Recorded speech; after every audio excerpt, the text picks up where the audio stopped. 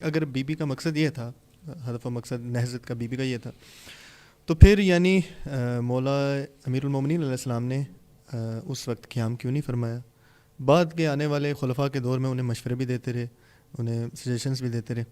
تو کیا یہ بی بی کا جو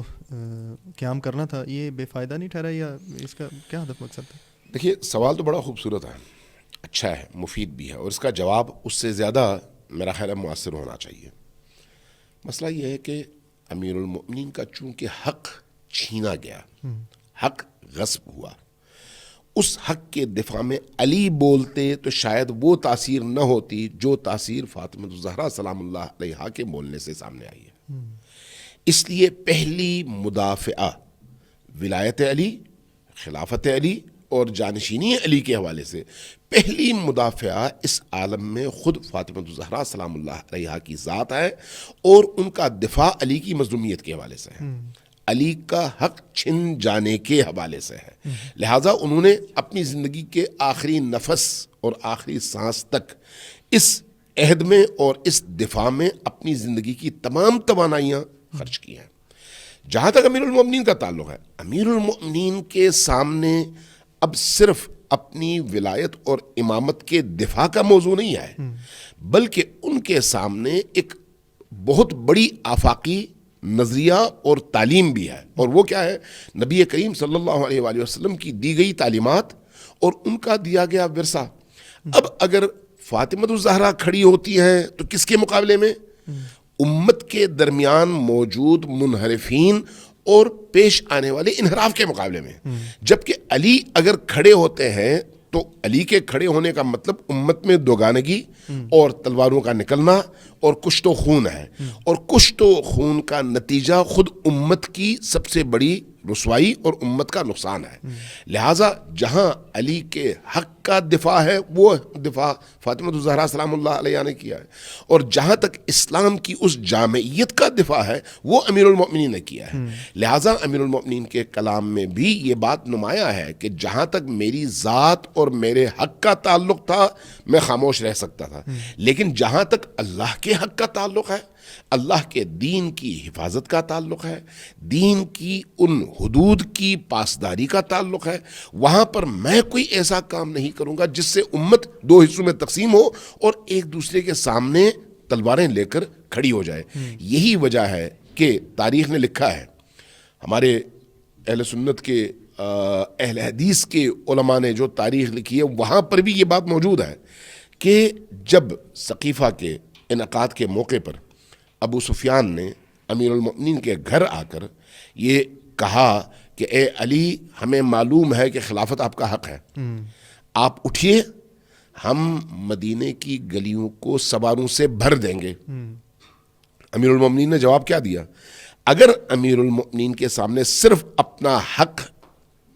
مطلوب ہوتا اور وہ اس کو اہمیت دیتے تو وہاں پر ان کو اٹھ جانا چاہیے تھا، یعنی تلوار نکالنی چاہیے تھی، لیکن وہاں پر انہوں نے اپنے ذاتی مفاد کو اور اپنے شخصی اس اختیار اور مفاد کو قربان کیا،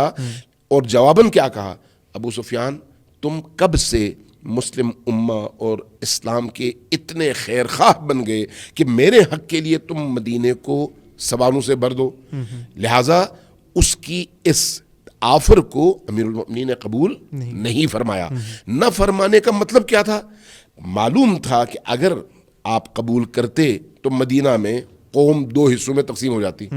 اور ان دو حصوں کا جنگ آپس میں ہوتا، کسی اور کے ساتھ نہیں۔ جبکہ نبی کریم کی رحلت کے بعد صورتحال بڑی دگرگوں تھی، مختلف بارڈرز پر، مختلف اطراف میں، تو اس کا مطلب یہ ہوا کہ آپ نے داخلی طور پر اسلام کو اتنا کمزور کر دینا تھا کہ اسلام کئی حصوں میں بٹ جاتا، مسلمان علاقے کئی حصوں میں بٹ جاتے، اور باہر سے جو دشمن ہے اس کی یلغار ہوتی۔ نتیجتاً وہ جو محنت نبی کریم نے 23 سال تک کی ہے اور تمام انبیاء کی ان تعلیمات کے ورثے کو ایک جگہ محفوظ کر کے عالم اسلام کو ایک آئیڈیالوجی دی ہے، اس پر شب خون مارا جاتا اور اس کو نقصان پہنچتا۔ لہٰذا امیر المؤمنین علیہ الصلوۃ والسلام نے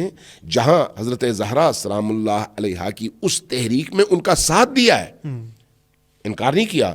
مہاجرین اور انصار کے گھروں میں ساتھ میں گئے ہیں فاطمہ الزہرا سلام اللہ علیہا کو لے کر، اور حضرت زہرا کی تمام وصیتوں پر عمل کیا ہے. وہ خود اس بات کی دلیل ہے یہ سارا عمل کہ فاطمہ الزہرا سلام اللہ علیہا کے حق کے ساتھ امیر المومنین کھڑے ہیں اور ان کی پوری موومنٹ کو مکمل طور پر سپورٹ کر رہے ہیں. لیکن اس کے ساتھ ساتھ جب خوف اس عالم اسلام کے اجتماعی مفاد کا ہے تو وہاں پر نہ اہل نفاق کا انہوں نے ساتھ دیا، نہ اہل شرک کے لیے کوئی ایسا موقع فراہم کیا جس سے اسلام کے اس عظیم پیکر کو نقصان پہنچے. لہٰذا امیر المومنین نے ذاتی مفاد میں اور اس سلطنت اور خلافت کے موضوع پر قربانی دی، لیکن اللہ کے دین کو پہنچنے والے نقصان کے سامنے کھڑے رہے. یہی وجہ ہے کہ خلافت کو اور خلفاء کو جائز نہ سمجھتے ہوئے بھی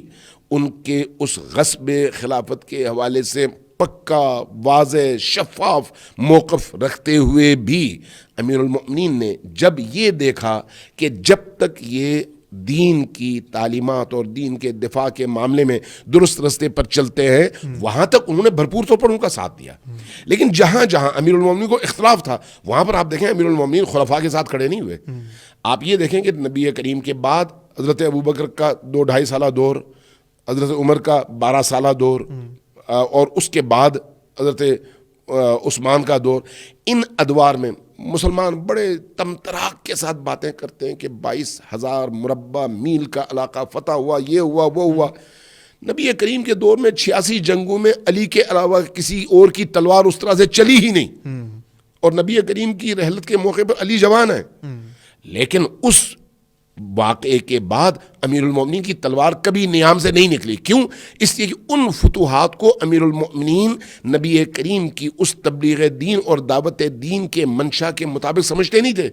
اس لیے وہاں پر کبھی ساتھ نہیں دیا، جنگوں میں ساتھ نہیں گئے. ہاں جب انہوں نے مشورہ دیا تو اس مشورے میں جہاں جہاں اسلام کو خطرہ درپیش تھا وہاں پر امیر المومنین نے وہ مشورہ دیا جس سے وہ خطرہ ٹل جائے اور اسلام محفوظ رہے. لیکن جہاں ان کے ایسے اقدامات تھے جن کا نبی کریم کی مشیت ان کی تعلیم سے تعلق نہیں تھا یا امیر المومنین اس کو درست نہیں سمجھتے تھے وہاں پر امیر المومنین نے ساتھ نہیں دیا. اس لیے امیر المومنین کا ساتھ دینا مشروط تھا، مشورہ دینا مشروط تھا،